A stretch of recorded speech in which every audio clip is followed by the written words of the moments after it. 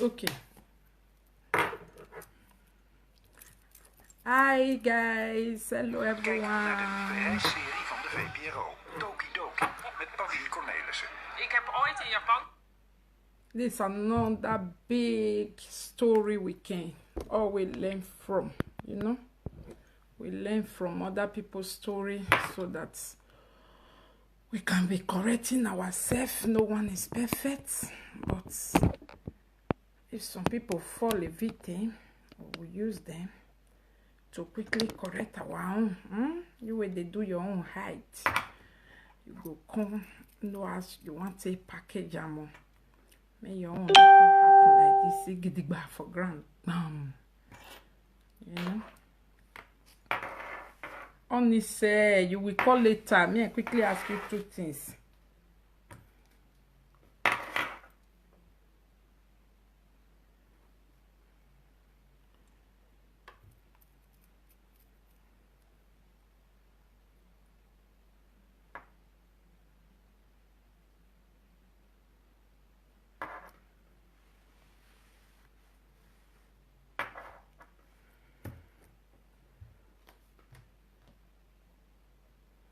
Music.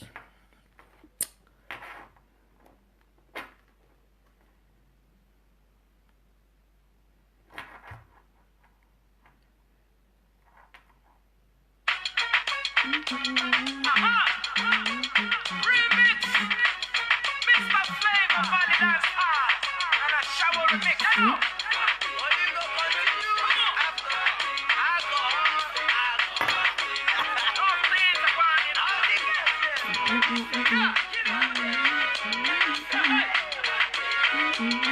Hello.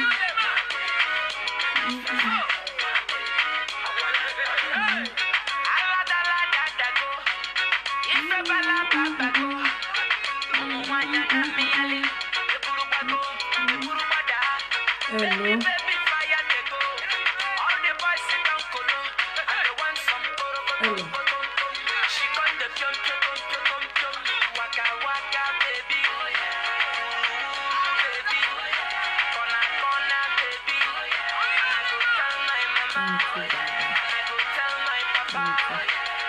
Ó ti tó.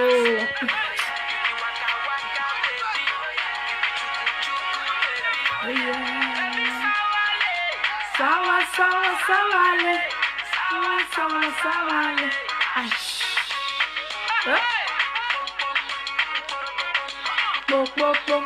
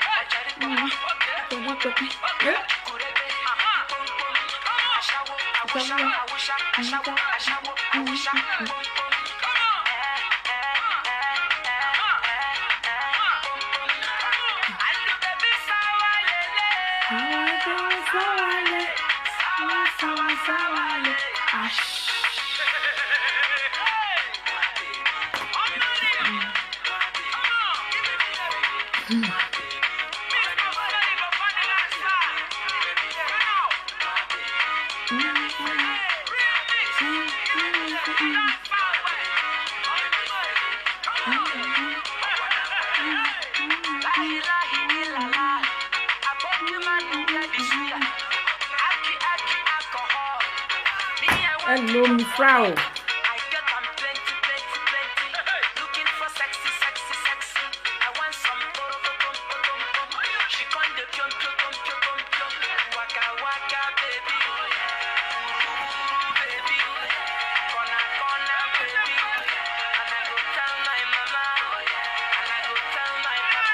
No, I'm on the show of the people, Sawa.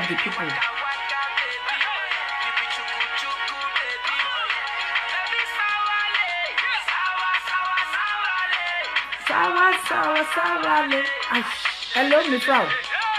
Okay, you only know what you want.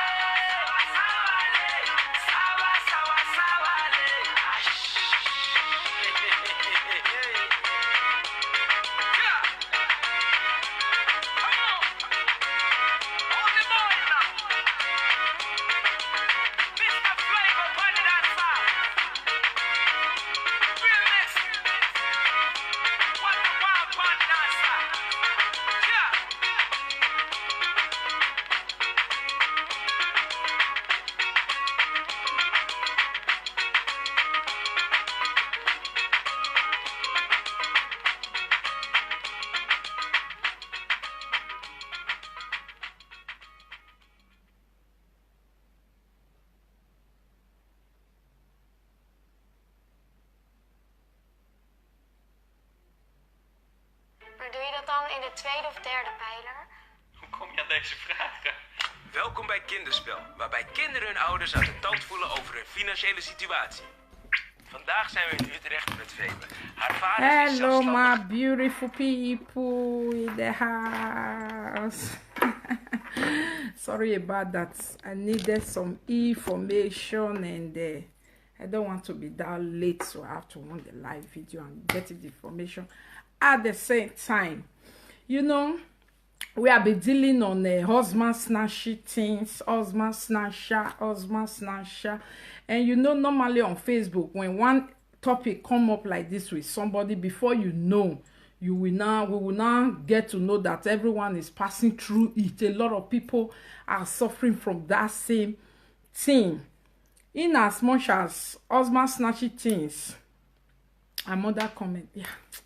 In as much as husband snatching things issue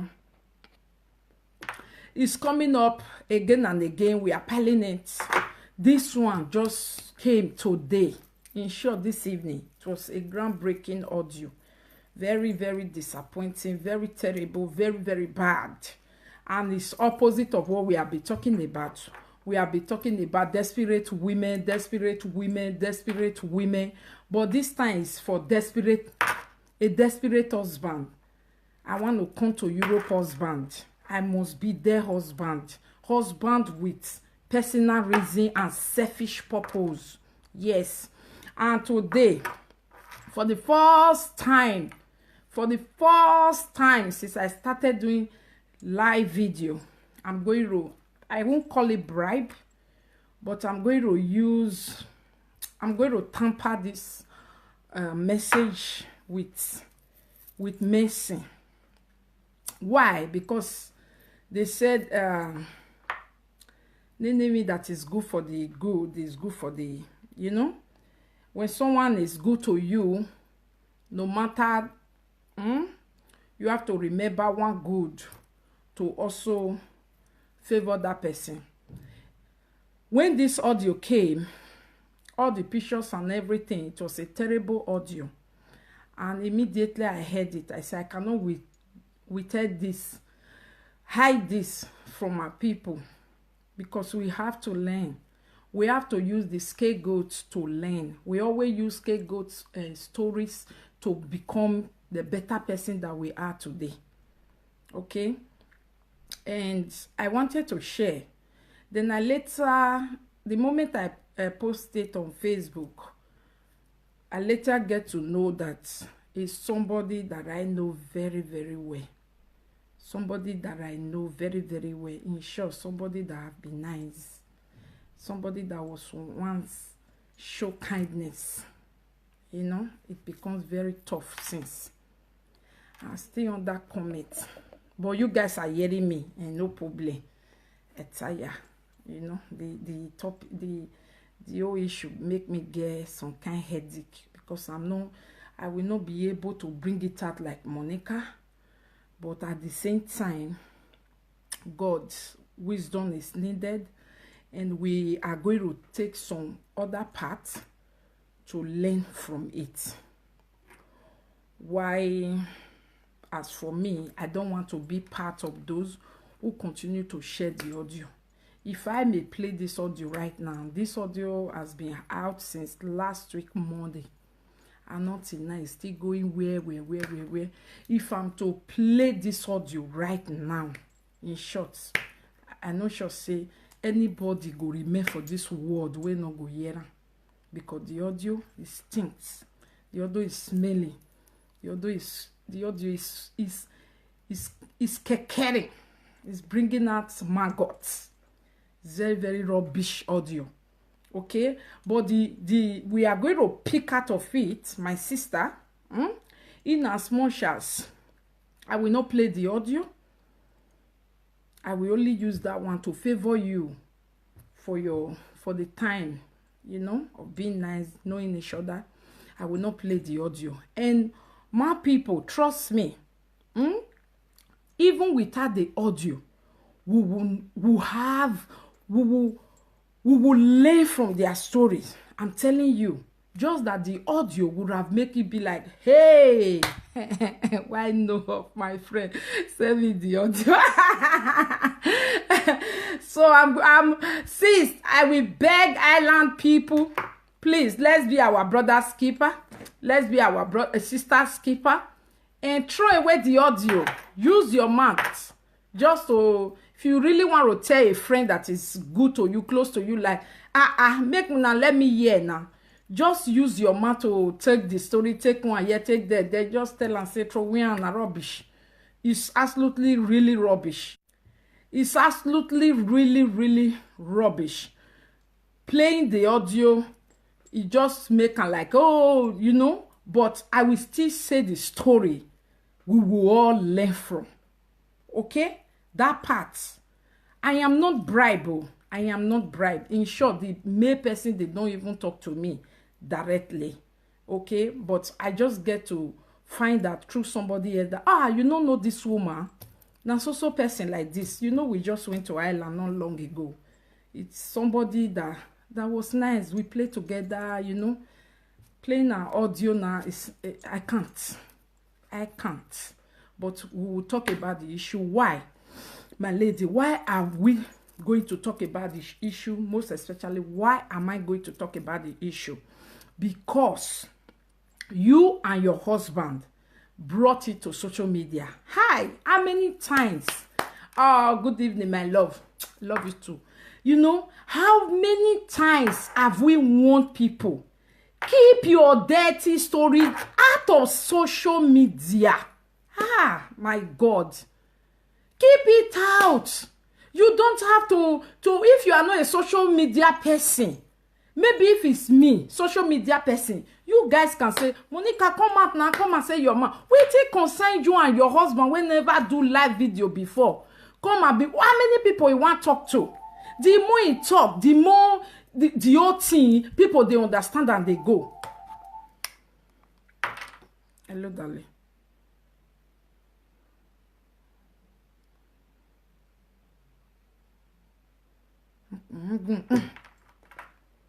My back is so thick. You know, he said I'm still under the comments. Okay. I guess it's okay like this.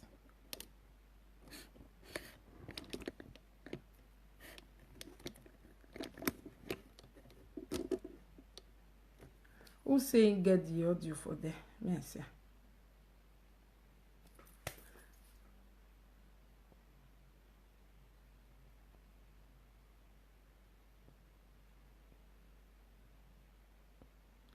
Yes, the audio is with us now, but me, I will not be part of those that will play the audio. Okay, I will just only talk about it, which we will still very, very understand. I will not play the audio. The person is my person. Sorry, guys. I'm not taking side. I'm not hiding it. You can, who have the audio, want to talk about it, want to play it somewhere else, you are always free to do that. Me, I don't want to play the audio. The person is my person. But we will talk about the issue. Why? Because her husband made a video out of it, you know, and that is against our law.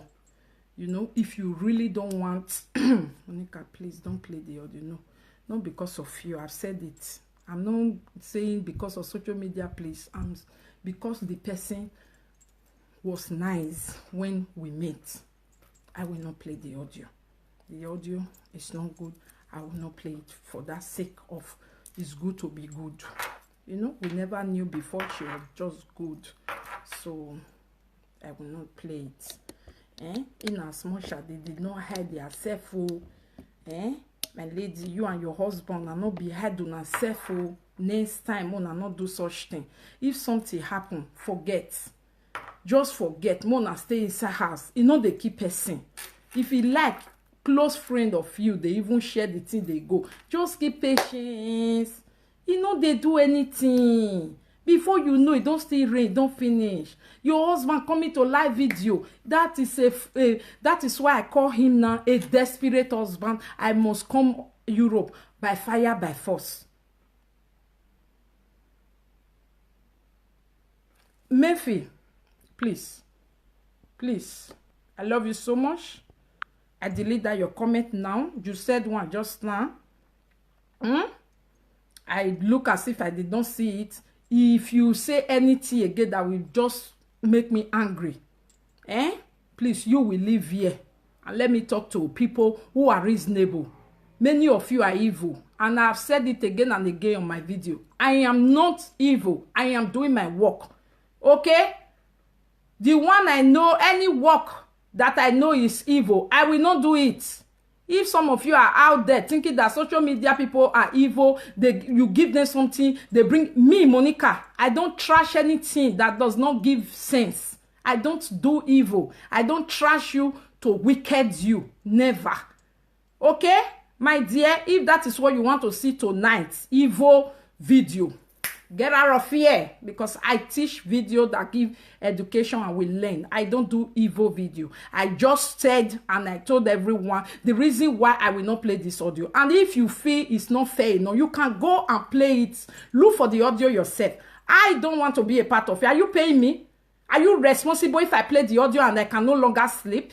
That I have hurt a friend? Please stay your lane. What's that rubbish? That day I brought out husband snatcher from so place. Immediately the lady saw it. He called us. This one called, that one called. We tried to settle it amicable. What is that? If you think you are madam, look at this one. I wrote it there. And the person quickly know and called and come and say our own side of the story. But some of you, they'll bring on a matter, come and you'll say you be mad. Don't be you. I'll choke for your nyame, pass your mouth, come on, who you be. After I did not come to your house to carry it. So you can't do me nothing. Do you understand? Miss Murphy Abi Mepo, take your time. You say one more rubbish comment here. You are out of this list. I'm not one among those presenters who call fake account and be praising them even when you are saying rubbish. I don't do that. Want to listen to me to have sense in your life? Sit down. You don't want, you're looking for evil. Oh yeah, look for one of them. I don't do evil video. Rubbish. I just told you I heard from this, I heard from that, I heard from that. Even try to explain what is going on. You are there. You want to hear the evil one, evil woman. Go and look for your own. So, rules on Facebook is that if something happen in your home, and you think you can take care of that thing without Facebook, please do that. Okay? And if one of your bad friend, enemy, home and abroad, enemy within, brought it to Facebook, please try and stay calm inside. You coming to live video or coming to social media to defend yourself, you will name yourself the more, because you are not talking to Dondis. You are talking to people who know 1 + 1 is equals to 2. That's how your husband just sold you out. You understand? Even in yourself. So that's why this evening we are going to talk about desperate men, desperate husband. I must come husband, come Europe by fire, by force. Women, be careful. Be careful. This lady in question went home to go and marry there. They don't have child together yet. I don't know why ladies do that. Me, I don't understand. You guys should be bringing it now. Let's know why you guys, you will stay in this abroad. Then after years and years, you will not go home to go and marry one man there. The man will not pay your house rent. The man cannot work with you. The man don't know what you are passing through. The only thing you do to that man is to send him money, to pay his own house rent, to buy a car, to repair his car. Any need is what you are sending. What is going on with you guys now? Why? Why now? And this person, you are even a pastor. You want to fulfill the word of God that says the word will come to an end after when women start buying husband for themselves. Is that what you are doing, my lady? This is husband buying for self. And that's what the Bible says, that when the word is coming to an end, the sign to know it is when women begin to look for husband, use money to buy husband, and say, I beg this man, let me just bear your name. Let me just bear Mrs. Even if you don't sleep together. That's what you guys are doing now. How can you be a married woman? You are in abroad. Your husband is in Nigeria. You don't even go 1 year. So you are just bearing the Mrs. I am a Mrs. What's that? The word is coming to an end though. And all these people, you guys are fulfilling it. So my lady, please, you are a pastor. Think about it very, very well. This marriage now, is it necessary? Is it necessary? It's not necessary. I know that you are a pastor. You just want to have that title like you are a married woman. But what kind of a married woman is this? A pastor for that matter. You are in Europe, but you are married, but your husband is in Africa. And that husband, you know what I noticed when your husband was talking? Desperado man. Igbo man. Hey, Igwe, Mr. Man, 419. 419, now you be. Look, my man, Monica talking. 410, 4120, now you be my brother. Man. Since when have you guys sold your pride now? Mr. Man, Igbo man. My brother, why? Igbo man versus Ishan girl, Ishan woman. Where the connection? They say love have no boundary. For some kind thing. What is that? Igbo man in Nigeria married to a pastor in Europe. And when all the audio nonsense talk things, the way the man was talking is so obvious, my brother, you want to come to Europe, because if you take action now, Europe go spoil, Europe business go spoil. And it was even your Igbo brother, Mansi. Man's the evil man in Ireland. Ireland men know where una dey. If na me be una, I have to test all my children, because man say he has been in Europe since 16 years. And since that 16 years, Mas have more than 16 children.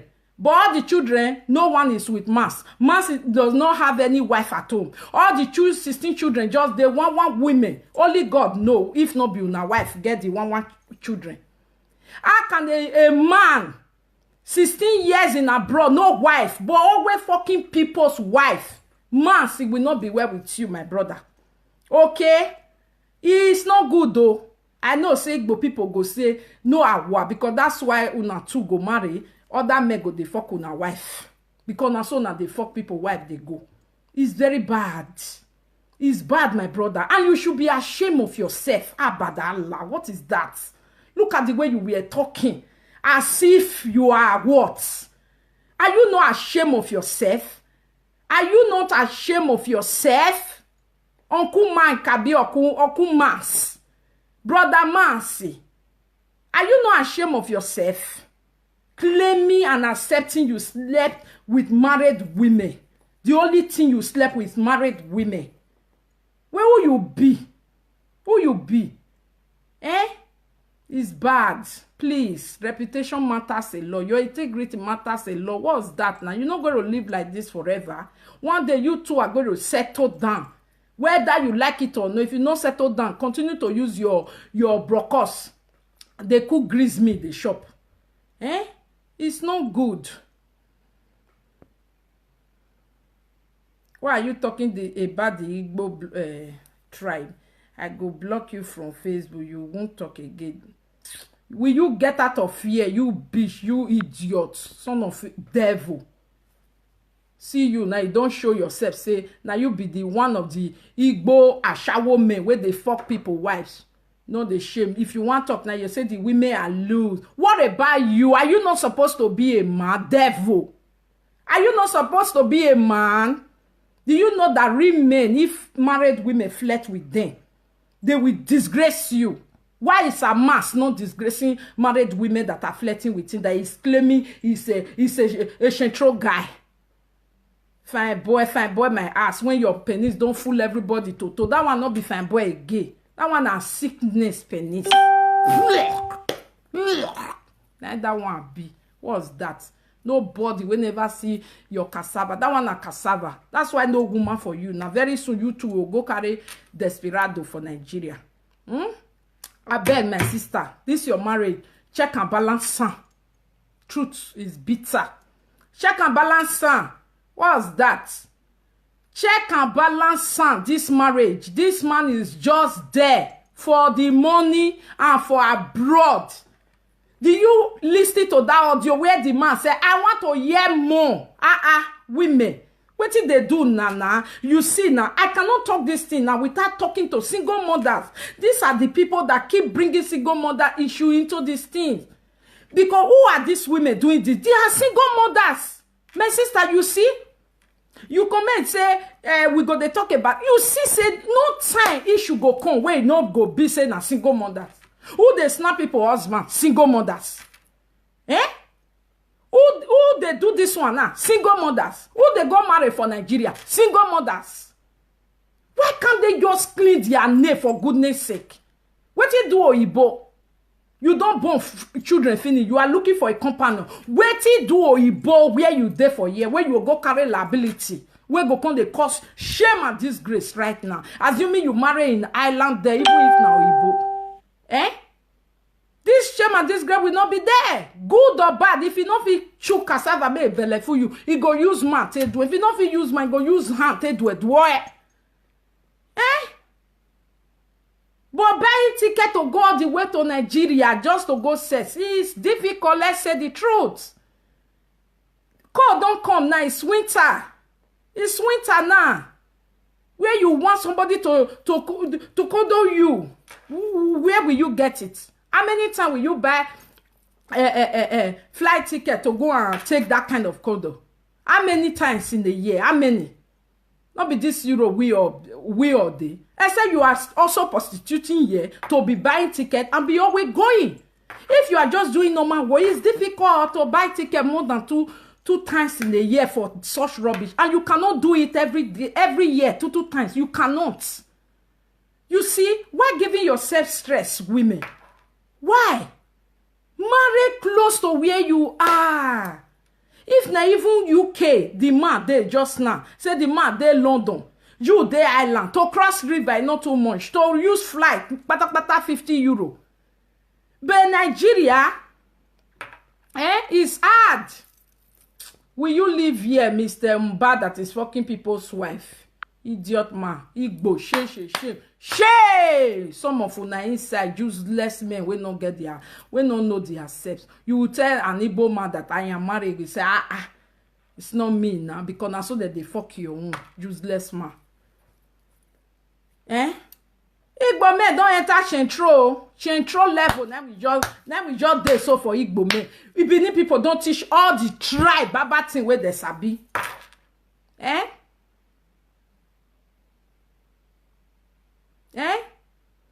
Bini people don't teach all the tribe or baba things. Before Bini people enter live video, Igbo man don't sit down inside. Bam, they don't learn finish. Pata. Now they can't sabi pass right now. How can Igbo man marry a Bini woman in abroad, living in abroad after 3 children? I bet Mona plus and minus sana. If not be Chentro, even after hearing the old nonsense, you want to hear more and say, I will stand by my wife because you want to come to Europe, my brother. You want to come to Europe. Finish. When you come to Europe, finish. That time your eye go come clear. You will say you be mad. You don't take nonsense and bullshit. I'm not saying no all Igbo. Now I say some. As they live here, you go school. Majority of Igbo, how many go school inside? Out of 100, only 10%. Will you get out of this place, idiot? If I should invite you to come here now, you will come and be speaking, my sister. Yeah. Wow, idiot man. That they talk about English, you one constitutor. Will you shut up your mouth there? Even if Igbo man go University of Abakaliki, go University of America, go University of the whole world. If he still speak, you know where he's from. Will you shut up your mouth? When other tribe are also talking about English, Igbo man will come here and be talking about English. My dear, go and record yourself when you speak English and listen to it again. Because I mean you bitch. You know, Igbo men don't become Chentro. They don't become Chentro. Come they marry our guests, put for Europe. They call them wife. Igbo men that can betray anyhow. You can't take their yes for yes forever. Their yes can be yes today because they are looking for something. Tomorrow, the shoe come for your eye, go pass your back, come out. They don't have conscience. People that can use, if not be Igbo woman born for them, they can use those children for rituals. Will you get out of my side right now? Just get out. Don't just come to my platform and defend yourself. You can go to Igbo platform and go and be talking rubbish there. What's your own this evening? How can Igbo man now constantly marry our guests, put for Europe, made the day Africa? Why now our guests? Our own don't reach that level. He never reach. Never reach at all. For Igbo man to come still they cheat us. For what? This is Igbo man versus Igbo man.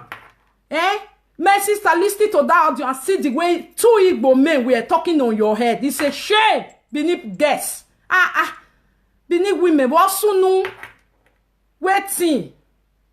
Beneath men no good. Beneath men no good. If Igbo man do you this nonsense, he go pay me pass Beneath man do you. What's that? Eh? Igbo man, now we not see his name take cry. If I call Chukudi, you are stupid now. Papa no go here. We don't know where they come from. But if now Benin person just now, before you say, oh, Morege, where there's a savior, they don't know the one way it be for inside. What's that? Eh?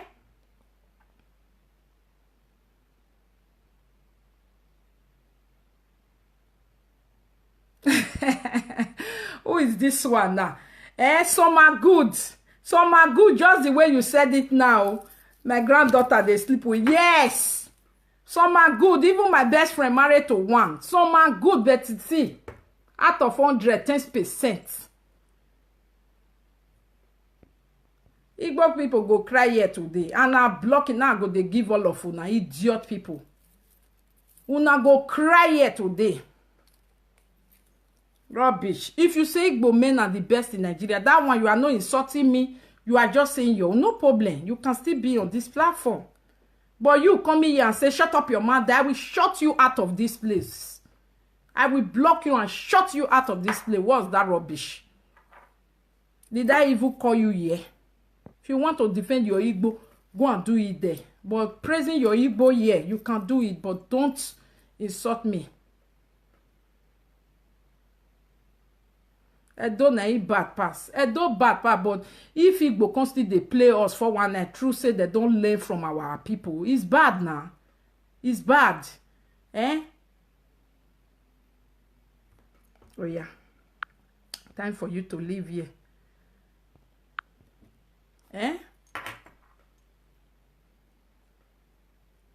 I'm not insulting all the Igbo. I say some of them. So if you did not hear that some of them inside, it's all of them you are hearing.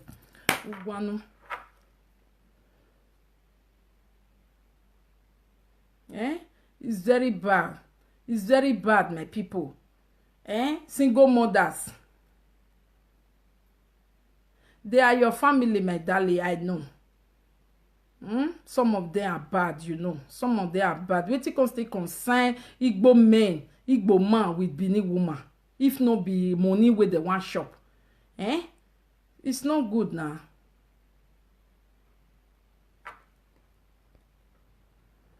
Pretty, if I can't block you now, eh?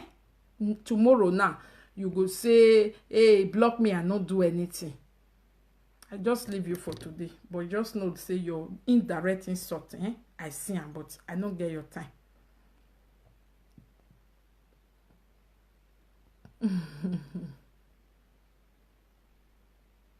Eh? It's not nice now. It's not nice. My people, my sister, e no nice. I beg. Single mothers, I beg. No day wo na name no go they come inside here. Eh? I beg. Those where they really disgrace them inside, not be all. Some of them are very, very responsible. They know what to make them. They leave their first husband and they maintain it, taking care of their children, taking their children as their first priority.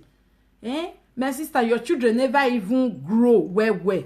You don't already go carry responsibility for Africa. You know, I don't understand.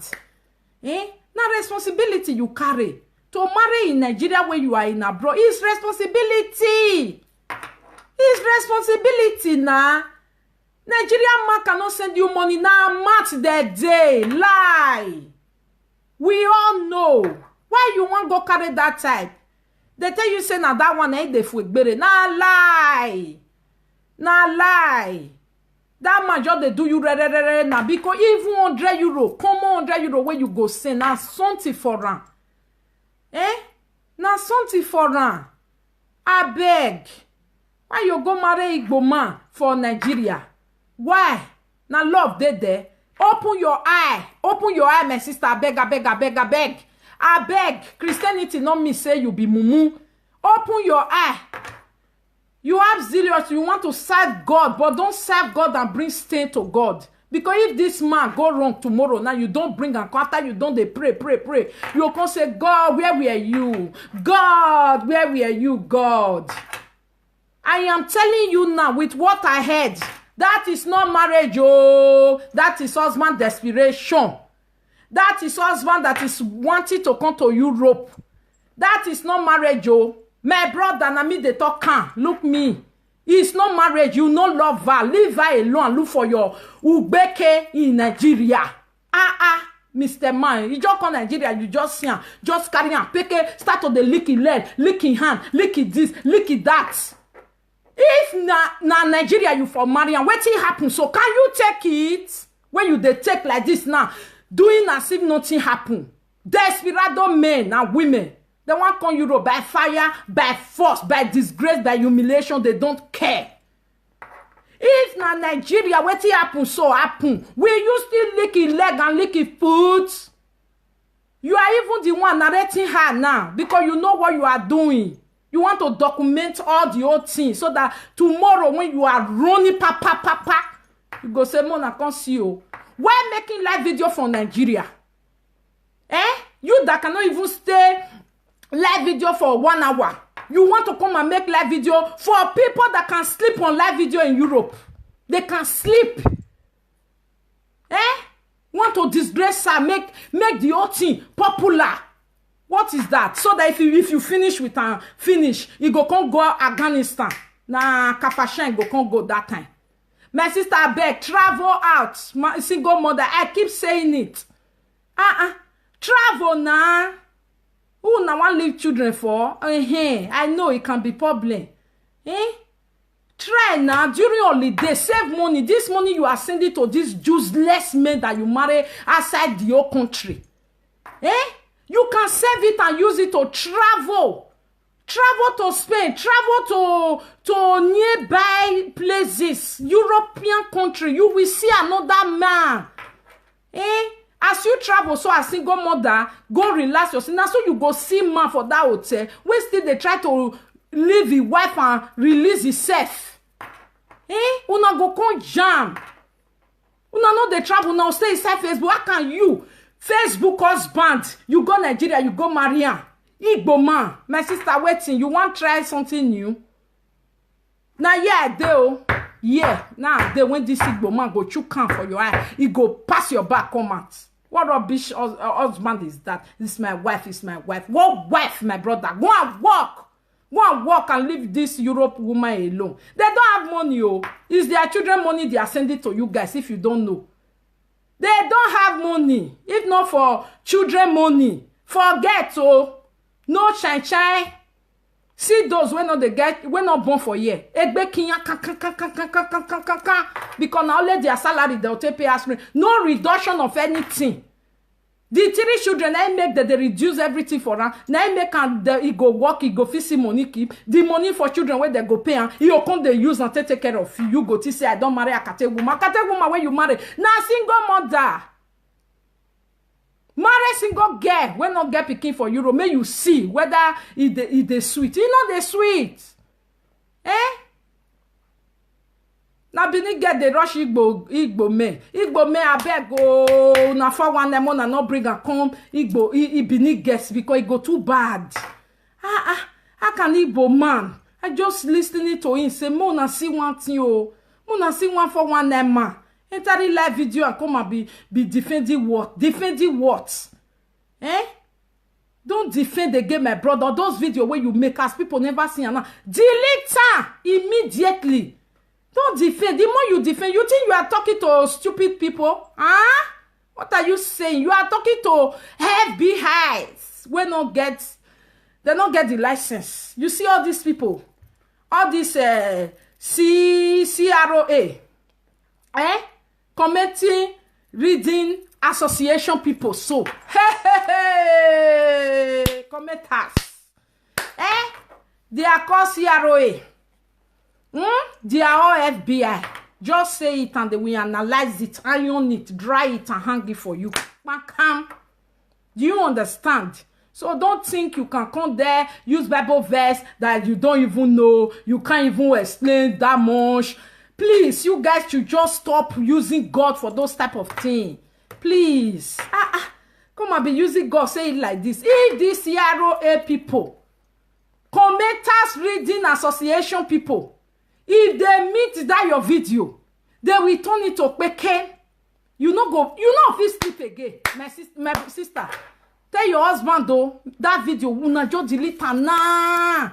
Make all these Oriaria people not say, if they just see ya, where give ye, you no go sleep oh. Before you know, they'll carry on. Boy, they'll go give Najak Bedo a bin a gossip me. Anyhow, why they just talk with it happen for the year. You can see comments. Person will never eat since 3 days. If you see this your video, he go comment, go use and take it, go use and take it, and then inside. So please, husband, I beg you, Mr. Husband from Nigeria, remove those videos. Okay, ACA una they call them, me they call them CROA. They are CROA oh. They are association when they enter your matter. Lawyers. FBI, CIA. So I beg. My women where they go marry for Nigeria, mona they think and wear na. Mona no let them come again. Mona they think and wear. Before you go Nigeria, one go marry man. No be say you even fit enough to even quickly bring yourself. You know, you don't really scan the whole Europe finish. No man can't do. Now man where you go they give food. I bet marry Europe men now because the Europe men if you feel they give them food also any they go happy. Happy you go they see cassava on time. If any Europe made they just now when no say if anytime when you take on to your house give you cassava you give them common €100 make carry go when they go they come oh me carry that they where desperation they carry them go Nigeria no my sister I not just saying that desperation yet now miscalculation you know say some women no sabi calculate this life where we dey so life na mathematics carry this thing calculate and where. If I go Nigeria now, I dey marry this man, I can't really get man. Okay, you don't get man. That one are true. Europe, yeah, you don't get man. No one wants to stay with you. Okay, that one are true. But if I be get Europe, even if na person wey go just dey branch my house, ordinary €50 every week, e must shine my can go as I want am. But this Europe, Africa you fit buy ticket 900, and e go only shine am for the maybe 2 weeks where you take go there. Finish. Another 11 months and 2 weeks. You are without. Or you come the shine and they go. If you come the shine and they go, see what it they cost so. You understand? Or you come they pay them that they shine now. Now double money you come they pay now. More they calculate this mathematics. Leave Nigeria because Nigeria they take too much money. You first spend ticket, then you constantly they pay the house rent. You go they repair their car. You come back car for the one where no get car. Now so family member where go they call you my wife. You will consent before you know their grandpapa go die, their grandmama go die, their sister go die, their senior sister go born with operation, their junior sister husband go die. Problem will never finish there. The one where they Europe here, if you make up your mind, cross and say. I don't get money for your family where one die. I only get €100 for you where you take work for me last night. It don't finish. Single mothers, make we they use brain. Make not try to they use brain. This husband of it, I don't first talk on that day. Not be only who go to China. All those rubber pennies what you both do for shop, they do it for goats. I tell you for now. No be human being they do it for. Make una go buy. Go and buy.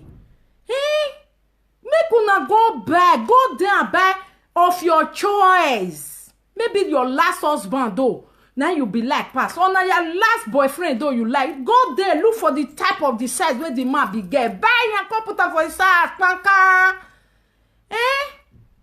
All this is that they say anything where you send the night that they do. Idare na domo na no verse. Na so I hear o. There's anything when you send them, neither they do. Oh, you carry Idare, you give to Idare use a table.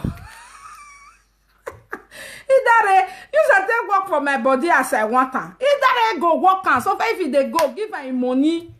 Give her money. How this what did they call her? Parcel husband. He no good. Husband by telephone. He no good though. He no good. He no good at all. He no good. Husband by telephone. Husband by a day here. My husband in Nigeria. If you even dey here, your husband dey another country. They still they say no good. Not to talk of Nigeria when need visa need this. You come dey work.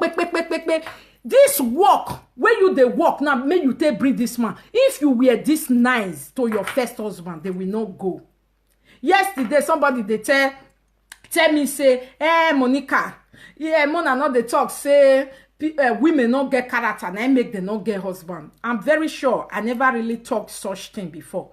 But in a way, I am saying it now. Now, my lady, I open my mouth, I dey talk now. Say some women when no get husband or where husband live, their character not good. Yes, I now finally said it. I be not they talking like that. Their character not good. Some, not be all. Okay, see the kind stress where the woman they can't work now. If they can't work where they say it never work since when she come abroad. She just born. They suffer put on for single mother. They give her money where he wants. Huh? Since when he no marry Nigeria husband, he no work oh. Meaning the time where he get husband where he born 3 children, he no work, he no support that man. Quarrel come, marriage end. See this one now, you they go work because of her. This good one now they do to boyfriend. If you not do it to her husband, they go stay. Now me talk. This good one now they do to boyfriend. This extra money one now they give boyfriend that they don't work on a fin. Una go tell them card that book be. If you tell your husband the time where they work you, if you they tell him card that book be, he go they do more. Quarrel not go they happen. If you even that your husband once in a month, say honey for you walking me throughout the, some men not go even the flesh safe. Say honey for the whole month for you being faithful. Sip this perfume, I buy them for you. Honey, see this chain, I buy them for you. Some men they go change. You go say, this my wife, don't they appreciate me too much? Una no go do one. Una no go do one. I go say, na me want the beg man.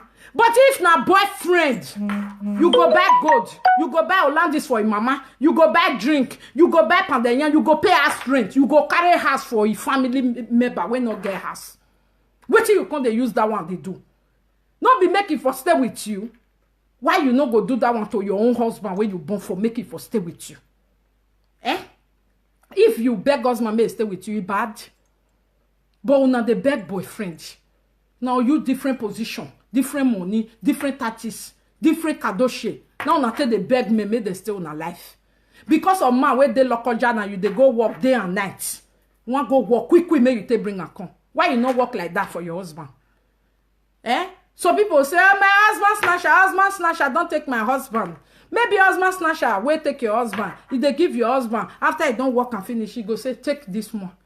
You go say, la, you not go do one. But the same thing now, you go do to another boyfriend. I bet make with the mathematics now. Make with the mathematics the thing before the thing they happen, bam. No, the mathematics the thing, no, they calculate. Do plus and minus and times sign.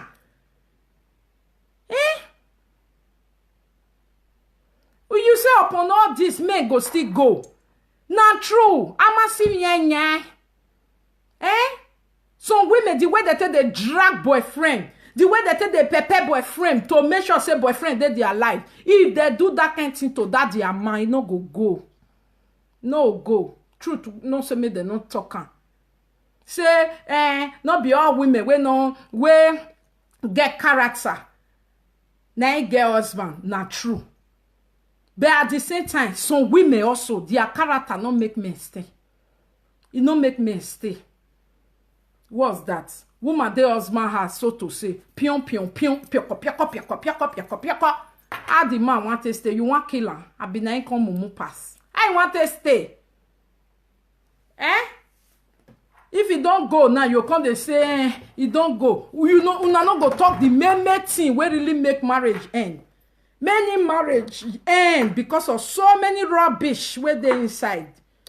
So many rubbish from the women too. Not be only rubbish from men, they make marriage end though. Rubbish where some women they do it too much. They make marriage end. If it don't end, now the same thing go come they beg men they go. They sleep with other people, husband they go. You know if you keep your own. Why not sleeping with other people husband? I don't understand. Keep your own. Try. Do your best. Before you go really know say na bad dead. Some people now go say, man, that I betray. My husband not good. If you ask how you take try no bullshit. You no try nothing. What una they do for boyfriend, una they do for una husband. Una yeah. What una they do for boyfriend where they make them from Nigeria, come they love una. All the family go they poor for grandma. Una they do for husband. Some people go marry husband family now enemy to them. They know they call them. But if it's a friend boyfriend, go call the whole family round. What's that? He got a friend boyfriend, now go call your mama, go call your papa, go call you all your family, go they wish your boy. They support everybody for that family. Now boyfriend though. But the time where he marry, call your mother-in-law, go say, what soon yeah. Call your sister-in-law, that time we are one married, now so he talk. That time when so he do. He no go forgive them. He no go help your husband. But if he don't become single mother now, single mother, who wife for there? By the time he become single mother, nah. He don't start. You say, Monica, some men, Igbo men are very ungrateful. That one are very sure banker. That one are very, very, very sure banker now. Only 10%, that's what I'm still saying. Only 10% of Igbo men are okay. 90%, they don't even send no tribe. Not be say Igbo men no good. They good to their tribe. You will go there. Now you go use yourself, do jara. Now you know. So 90% of them, they don't respect no. If it's no Igbo tribe, they don't respect you. You understand? You just have to be there, born your own pikin. Now your own pikin you dey born. You understand? Only 10% of them I know say, I love you, I respect you, I will not disappoint you. 10% of them. 90%, they are for their tribe. They are not for you. So if you friend them and you stay there forever, you are on your own. Some men are hard to satisfy. Some women who have good men don't appreciate them. You see, it's like that. We cannot generalize it and say, men are always the one causing divorce. No. Some women, they don't even try to resolve that thing that will break their home. You see something is coming to break your home. You cannot resolve it yourself. When you are in marriage, there are so many things that can break your home. You see it, you notice it. You just tell yourself, no. Let me be quiet because I not just want that kind. That is how, you know. Some people knows something is coming. In short, the thing is there about to break their home. But they can never say, let me stop.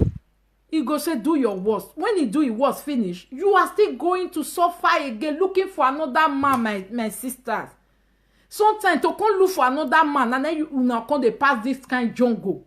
Being in Europe, and having husband in Nigeria. It's a jungle. It's not true love. Somebody is looking for something. One is using one.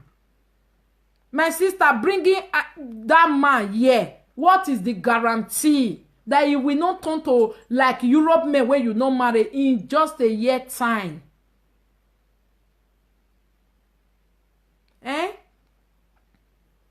The man will come here and he will turn to the same. You understand? He said, are you for real? Let me see what the person said. Oh, the comment has long gone.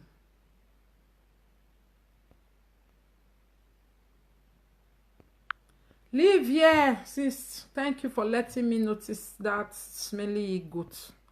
You know, say na Mike Zurubeg friend though.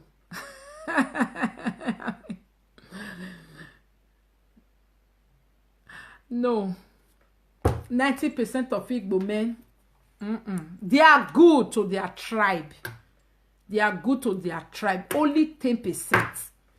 Only 10% are just normal like Oyibo. They don't mind. Human beings, human being.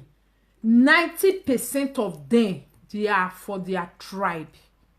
They stand with their tribe. They defend their tribe. They fight for their tribe. They marry their tribe. You, they don't count you.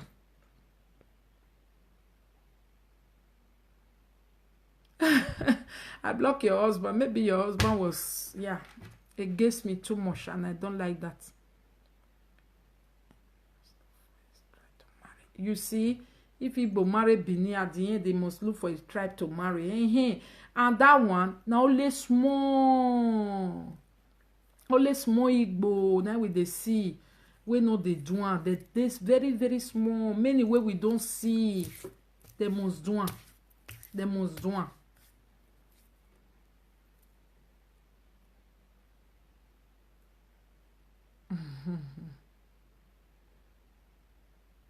Devil you know is better than the angel you don't know. The Benin people we know, the Benin men we know is better than the people we don't know their hearts. We don't know their mind. We don't really know if they say I love you, if na real love, you know, like this one.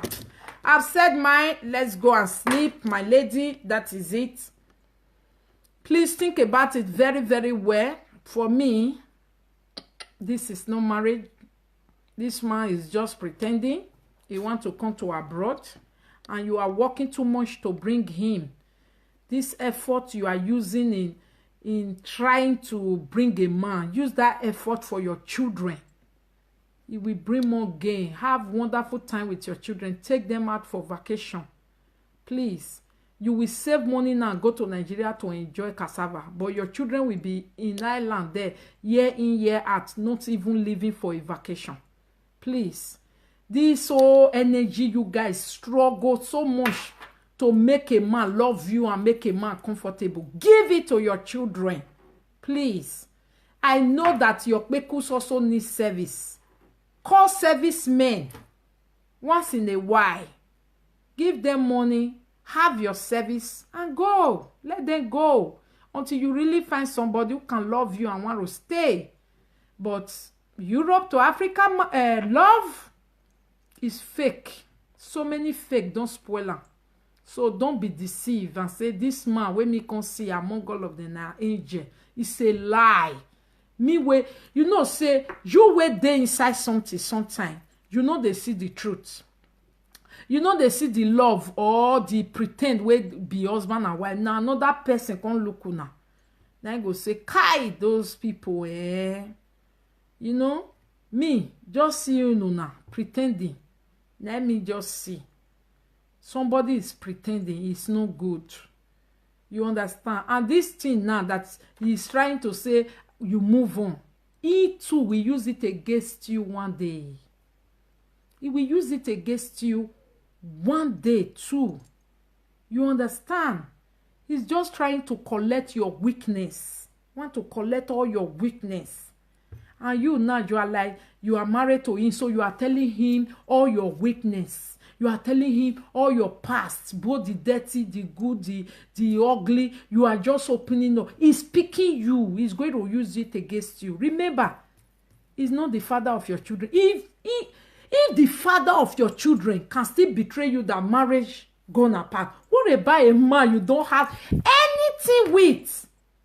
Apart from Peku's connection, you don't have anything with him. I beg, make we dey do mathematics well. I beg women. Service. Peku's need service. You can buy the service until you really find somebody Go and watch the video I did on my YouTube, this last topic. You don't need all the drama. You don't need all the dramas to end the relationship. And inside that video, if you use your rubber penis, you know video and go send to man where they Afghanistan. Nobody go hear am. White people will get her everywhere for their house. Nobody they see her for Facebook. Not only black woman go use the thing. Everywhere go see her. Everywhere go know. Because they go use her video they say send her to rubbish man. Eh? So my lady, go watch that video. Know how to service your thing without no 2 years go hear her. You don't even pay much. You don't. This Nigeria husband, you guys pay too much. The money you are paying, spend it for your children. Take your children to holidays. Take them there, let them enjoy themselves. Because after all, the money you are spending for those men, now your children bring almost 70% of it. Okay? Thank you all so much.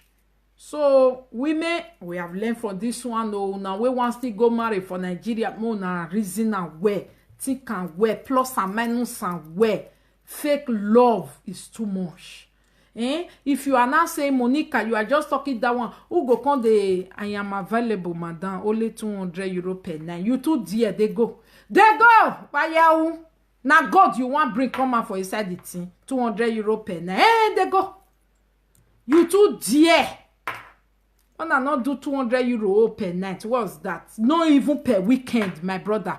I bet they go. You want to dear. Why you? Either no go do that one. When I go camp, somebody was saying it. Made the woman go camp. He said all of them full camp. Go camp. Go carry somebody for weekend. If you really good, give 100 euro. Oh go which kind 200 euro per night? You be good. They go. Nobody will carry you. Oh. Nobody will carry that young.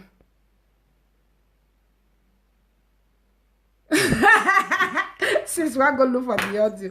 When I not send the audio, I want to just boof. I don't talk the audio finish. Now, not be I just talk like this. So, do plus and minus. You know what it did the audio. Gay. Not be so only malo. I run for you people. Island. Island. The way they just exchange people husband for there. My God. Why now? Why some country just they get things where they tag them. If we talk about Italy now, we know what to tag them. If we talk about Holland, I go. If you just talk about Ireland, they will just say Ija. How will I change your husband if I'm even now like this? Going and coming.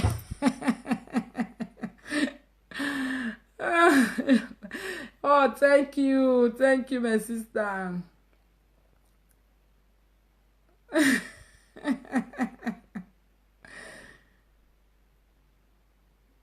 Yeah, it is really bad to use your kids' money for all this to go and marry in Nigeria. Yes, thank you. Instead of lady, I get office is 20 pounds. Hey, you see, that's my creative lady talking. You can use it to also have an office. That you are talking. You will save a life. You will save a soul. You will save many women. My sister, not true you talk. Oh, if I did that kind of UK and Ireland, I will open that kind of office. I go connect all the men. They go their list where go fit they do like that. Especially Aduro boys. I also connect the single mothers. You know, you just do it. You know, also need to connect the con the broadcast so that your business go they go. You do it maturely. Connect this one to this one per night or per day, 20 pounds. It's good. Not be that one where say 200 euro. Go look for your connection by yourself if you see. Now so easy, 200 euro per night. Go look for who go carry you. Per weekend or per month or per some season. It's good. He give you food, shop, you still get some small thing, e good. Then you service her. E better pass where they go Nigeria, go they waste their money with their children money. See many single mother, ask them. When they don't take their children to vacation, they will tell you no money. But you the same money when you take the China Congo. When you take the service who they service you. People don't they put telephone number. People can never slack in this world. God forbid. People can never slack. Before you they talk the tea, people don't arrange their set. Somebody don't put number. Oh yeah. Oh na come. No na not let am too deaf. Na money wo na no fit buy make they go. It's good. One lady one day, he call me. He say she be single mother for one country. Then she dey friend somebody for Facebook through Italy. Okay? Then he come dey friend the man. He say the man come dey tell am, come Italy, come visit me. The lady come dey say, okay, he go make the man buy ticket for her. He say anytime when he tell say make the man buy ticket for her, the man go gbere. The thing go still come on for road. He must say this one happen, that one happen. Then again, he come still say, okay, the man make you come. The man come still say he go come. He don't reach the way he want buy ticket. Come still say this one happen, that one happen. Make the lady borrow her money for me to pay. The lady come say no. How you want come do me? Come they buy you ticket? No, e no nice like that. Then this lady at a time come bring the matter. Come say, see oh, he get friend. They advise and say this thing where you they do is no good. You want also shop this man. Una want help each other. Whether relationship go, you no go there. Una need to first of all shop each other. You understand? This one where you come, they say he must pay ticket for you, may you take on, or he must pay ticket for himself, may he take on. It's not too nice. If as it be so, my friend, now you need a pass. Buy your ticket, make it come. The girl say no. The lady comes, okay. He want call Monica. Now he call me. Because the lady see wants you. He good maybe say boy when you just see they never see for the first time. They say buy me ticket, may it take come. Now, so what be your condition? You want marry her? Oh God, they got the right phone number. Oh, she make a big. But more they collect them for real. If you are a single mother and you want to discipline yourself, collect all this number. Call. I don't understand some people. Call and ask how it take the work and price money where you know say you will fee offer. Clear. If you don't call that video, come announce yourself. Now so I can't call them for UK. Now so they can't give me man. Now so I can't do. Nobody go know who can change your Congo. It better pass 900 euro ticket to Nigeria and 1,500 to hold for hand to go Coco family where you know boom.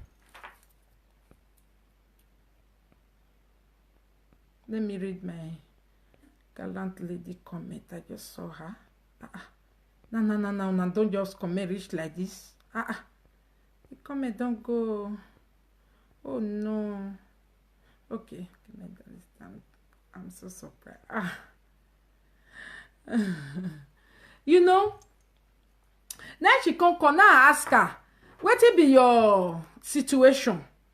You want marry the man if he come now want start to marry each other now? He say no. He never even know himself. But una the friend since he say yes, and una want meet now. You be no want the thing. Talk true. He say he be still want the thing also. And the man what he they do for Italy, he say they work. You want me buy ticket now? That one you tell no say is serious to marry you. He say yes. He no fit say man where you want go into dating with for long time. You come for buy a ticket now. Say yeah for me. Oh, I think that is an old style. If you can discipline yourself enough to know your boundaries, now you say the thing they hungry you. If they hungry you, and they say no, if you buy ticket, why can't you buy a ticket? Buy a ticket, let it come. Simple as that. So far, you make sure say you don't say money when you go come say my mama don't die. I don't see my €2 for inside taxi. Those are stupidness. If now you want pay money, may you enjoy yourself. Pay the money. Okay? I no come know how he can finally decide anyway whether na she can go that side or na the man can come. But at the end of the day, they were all fine. She traveled and everything was fine. She's still on Facebook.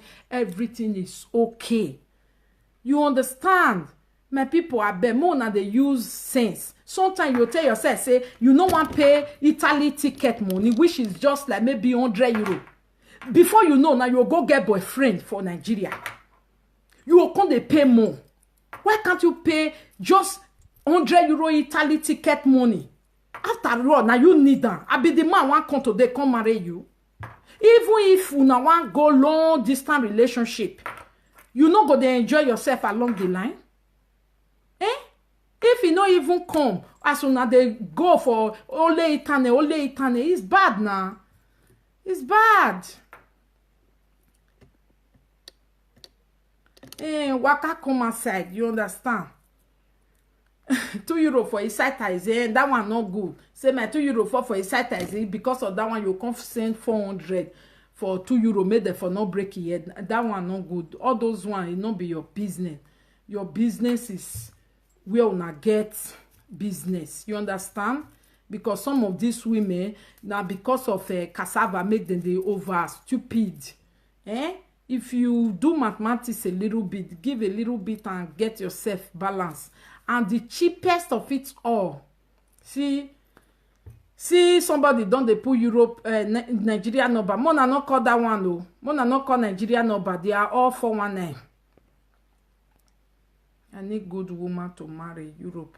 Mona not call Nigeria number 419. Europe number una fit call. Make deal for yourself, single mothers, please. Stop fucking around your city. It's very disgraceful too. Okay? I know of one lady say if you want shopping, they go far. He say in a single mother, if you want shop, he say Monica in the enter flying go far. In go shopping, go come as come become balance. You see you where they shop next door neighbor, colleague, your friend's husband, the other one husband, church member. Very soon you turn to talk of the city. Who not do you go saying do you? Okay? Please know yourself. Before that they go look for husband for all the way for Nigeria. Sometimes now because they see say the whole area they don't test and finish. No man for Europe. No man for Europe because you don't test all of them finish. You don't test all of them finish. Friend, husband, you don't do one. Neighbor, you don't do one. The one when you lick on, you don't do one. Duro people don't finish. No one way they'll carry you again. You understand? So please, Mona they use sense they do some. Some people say if they want shop, single mother na talking for maths. He say in a single mother, they know among those who they talk to for live video because if he want shop, he say they travel far. He go shopping, go come back us. Okay? I don't fit go my blocking place. There too many. I don't fit go the look for. I don't fit talk and Laura. I go there. I don't see ya. I don't fit. You know, say that place is not easy. If you read the names are just too much. I cannot. And if you mistakenly open the one way not tell you say me you open and the moment they come and you be the first way go cause. Ask you say why you open me this stupid woman. You know, so he said that kind of woman they your city. Which one? The one where they go shop outside or the one where they shop everybody around? Don't shop everybody finish. Shop everybody husband. Shop everybody friend. Shop any new man for the city. Don't shop off. Any again your jare no a single mother. My single mother wagmonde.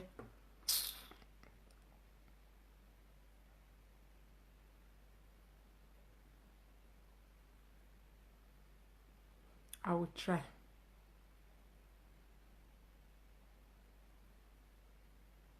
Oh, somebody is saying use rubber. Of course now. They will use rubber. Who not can use rubber? That one na your own. That one not be our own. If they go appointment upon appointment, they treat itself. Now I can't look for that one. You understand? They not be baby. Even the one we marry for Nigeria. If you reach there, not use rubber. Tell yourself, say, I don't marry. Wey be say if you come on finish your husband even marry another woman put for there sef.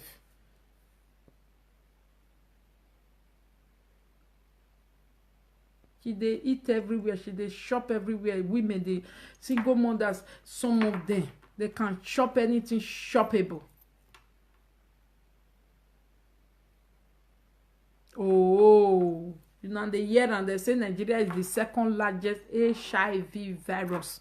So be careful how you marry in Nigeria. Be careful, because as you come on finish, your husband also go dey do shele dey go. If you can't reach there, you say na your husband. You no wan use rubber. Now there you can't carry gbese wetin you no carry for abroad. You can't carry am for there. You know, abroad even they safe than Nigeria. Be careful, Europe women. Be very, very careful. Even if you want to marry in Nigeria, make sure it's a responsible, hard-working man wey even get access to Europe in and out. Not be those one where they look for come carry me. One girl, I really call this girl. From here, go Nigeria. He say the boy na in S before. The boy na in S before. He come Europe after 7 years. He can go Nigeria. As he go Nigeria, he can see the boy. The boy come here say he come Nigeria. He come their area. He come see him. He say na so they just play oh. Something just happen. If follow and go in hotel room, something can't happen. As it can't happen now, whether he get boyfriend for you, he can say he no really get serious boyfriend for you. Now so he just say, na God na design, or you see, you don't still come back. We must come back together. No, I don't do hookup. Do you know what that is a hookup? No, I don't. I cannot. Can never. I'm a married woman. Hookup. Hey, God forbid. I can't. So, oh, thank you. You say so the boy concern and so got a Germans together. You see, you go Euro 7 years, still come back, we come meet again this day. The guy say no, before he know, when he come back to Europe, I want marry. Then come day here. He say mama even tell am say hija. When you come that day, this marriage of 18 never even dey your head like this. Where they gbere you. He say no, mama, you want me to become 30 something? No, this age where I dey, so I want marry. Then mama say okay, good, marry. After all, the girl don't still do something for them.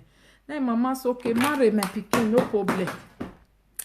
So now she say before you know, he tell the boy just start. Oh yeah, marriage date this he said they just take dates. She can they work for a year, big. They save money.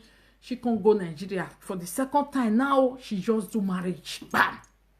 She just do wedding. Bam. He said he do wedding finish now. She can before she come out, when she they go for wedding, she can send money to the man because he be there papa house. He can say go rent flat. So that go be say, if I come after our wedding night, we'll fit go there like our house where we get together, you know, because you know we come the mama side. He say he can't send money to this boy. This boy can't go. He can't go rent. He no rent us. This boy no rent us. This boy can't say he no rent us. Okay. So he say she can't. When time don't they reach, she can't still say. As she dey come for wedding and she plan to spend 3 months for home so that she go get time. They'll take do wedding finish. She will still get time stay with the boy. Make she forget belle. Come Europe. She can't book 3 months tickets. Then she can't tell this boy say out of that 3 months, no go more come they use let the waka for Nigeria. Me I bring car come. You will clear and you do this.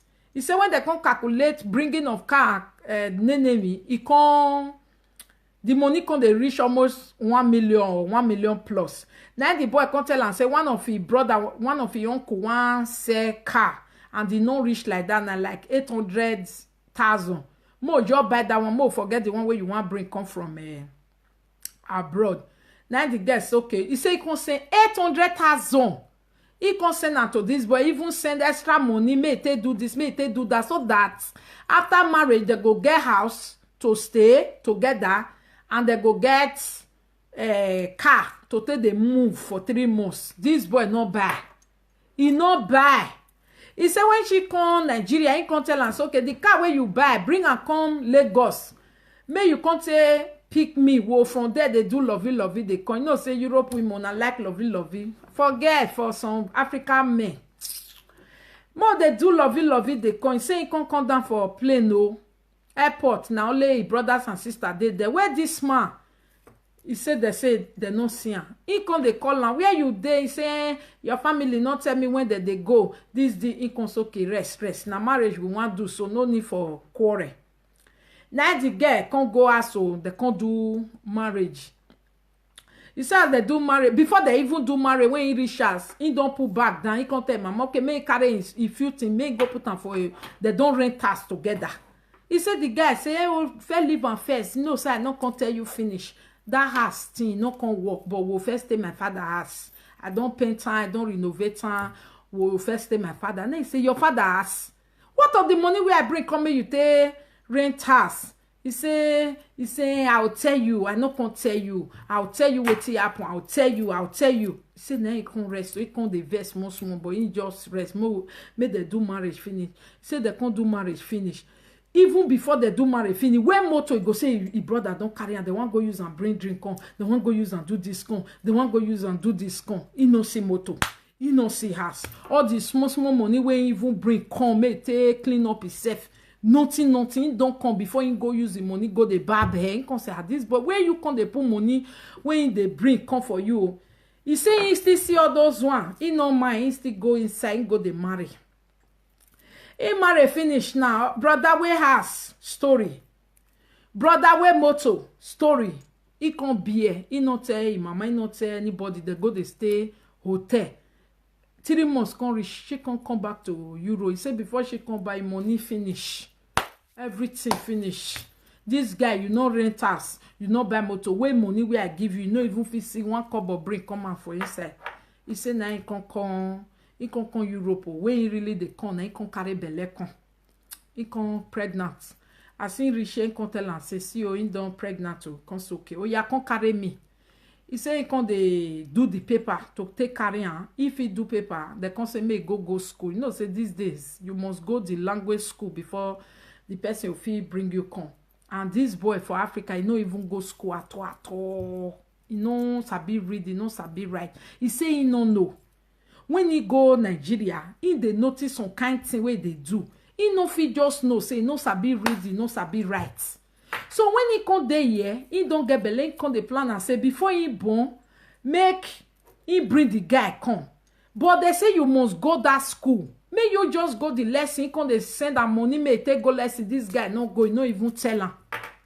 When he go there, when he go he go come call the people. They'll say your husband, you know, come the lesson you. He go still call and they say you no go. He go just now. He go just now. Ah, he say now his sister come tell and say, be like say this your husband, sister. Como he no sabi. So to come they read another language, he just dey fear am. Now she come use start ask am, say, could it be say na reading and writing? Now they had you say quarrel don't start oh. He no do marriage again, carry marriage go. He no do marriage again, he no do this again. Cause say, wetin he come talk now? He just say make you open up for am, make life for no hard us again. See money where I just dey spend again and again and again. I dey spend money for there, you know they go there, and you they do like you get something where you they cover up. He said at the end of the day, can't go bring connection come. I no want go through that one again. This my brother get connection with the carry person. You just give him 1 million. Go just bring and come. He say he can't give them first 1 million. You guy, your husband rich. I don't know which country. They deport him. Hey, 1 million don't go. He say he can't tell and say this thing. He say he can't tell and say this thing where you they make and they do so. It's not good. He get paper. He go fit invite you come. They just say come submit that thing. Say you go school for there. May you bring that that one come, I go invite you. We no need to dey pay all this money. Say, as we no come fit do that. He say, no, if he do that one, now you no fit submit wetin they say make we bring come. He say, now so he still do again, go bring another of his brother. This brother, he go just do one, two of us, we'll just go Canada. We no even need to go all this on a place where they do language. You can say, this language no be the hard though. If you be they do everything where I tell you, may you do. But if you still say, mo go Canada together, no problem. Oh yeah, na mo still work and mo go. They still say, bring 3 million. Then the girl say, if I bring this 3 million, all my money don't finish. Don't finish, oh, and I know if they work now, I want born. I can't they carry money now, I can't they do again. Now the last try, now you want try. So he said the boy said no problem, just do one. Now he carry 3 million, give them. Back I say give you brother finish. Come today, come tomorrow. Money go. Money go. He say no, do again, just stay there. Me they here, they take care of Pikin. Say he come bon. And she come carry Pikin go Africa, made them for see Pikin. Say when he reach there, the father-in-law and the mother-in-law call and say, this kind of marriage, he get as a bill.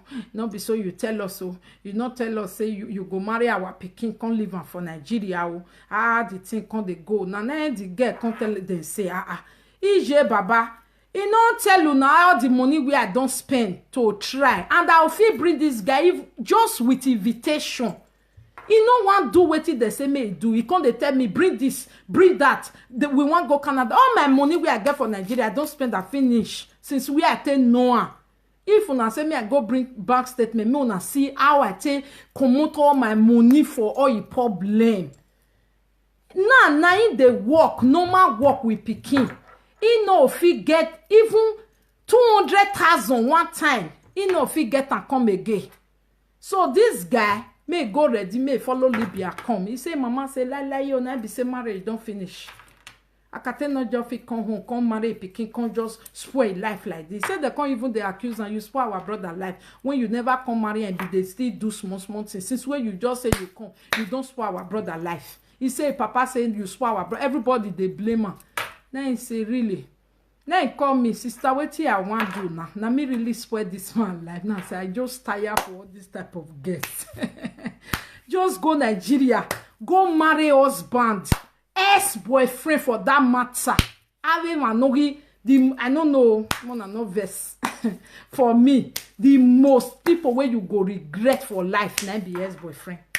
The moment you from Europe, go back to go marry your ex-boyfriend. You know, no, but one sign where they go do.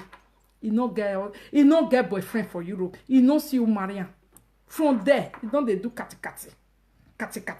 His family go they do kati. He ain't what with life. No real love for ex-boyfriend. Going back to ex-boyfriend. To fear quoi. Your married person may just give you belay for year. Just born your Pikin. If now you for born your Pikin, now that your 7 million where you gather before you get this, but you go still day Nigeria. Why you go they work for year? They enjoy yourself. 7 million. The whole family they still turn against you. Pikin, you get them with that papa, now they call them again. Marriage, bafuka. You say what you want to do now? Whether now she really spoil the boy life. Social media, now she really spoil the boy life. I don't know. Now say you see, now just day you carry yourself, go they marry for home. At the end, they will come say, I don't know whether na my eye. I just come back here, marriage, na marriage, come they see. Why ya that no one no saloba no make na help. What make small thing where they just do for na head. Me no just they worry una like that. Going back to S, please mark it now. S. Going back to S. Out of 10 people go back to S. Half. Only half na good. Now half is 0. S, we always think they are doing you favor. S, we not take you serious when you from Europe go back to them. Except maybe na S, we always they alongside with you. We even the big. Not be S where you can't see, can't go back to. Now that S, now you want even rent house for now, come back out for now. You do well, my sister. Why they not say now you spoil her? Now you spoil her now. when you no get akate be dey try. When akate come, turn all the boy responsibility to him. I even forget one. Say the guy go dey tell and say, before I would dey go school, because yes, say they so they go school for abroad. Government they pay am. Before you say make I go school, una language school for Nigeria, you go they pay me 100 euro. Now so you say the guy tell him he come they pay am, whether he come they pay am 20,000, may for take they go yet he no go. The one that take desperate, una good night. Next time, more topic. Coming. I love you all so much. Bye.